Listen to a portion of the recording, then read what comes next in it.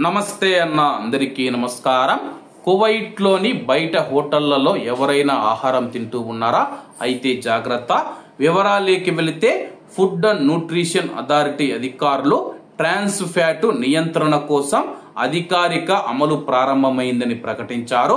ప్రజల యొక్క ఆరోగ్యాన్ని కాపాడేందుకు ఆహార ఉత్పత్తుల నుంచి పారిశ్రామిక ట్రాన్స్ ఫ్యాట్ ఏదైతే ఉందో ట్రాన్స్ ఫ్యాటీ యాసిడ్లను తొలగించడం లక్ష్యంగా పెట్టుకున్నట్లు తెలిపారు.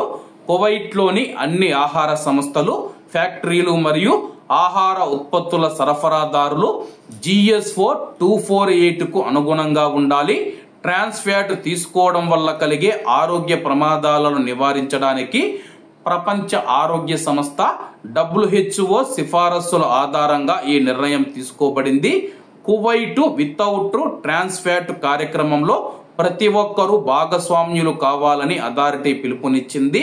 అలాగే కువైట్ లో ఉన్న ప్రజలు ఎవరైతే ఉన్నారో ముఖ్యంగా హోటళ్లలో ఎక్కువగా ట్రాన్స్ ఫ్యాట్ వాడుతూ ఉన్నారని చెప్పి దీనివల్ల అనేక అనారోగ్య సమస్యలు వస్తాయని చెప్పేసి కువైట్ అధికారులు గుర్తించడం జరిగింది.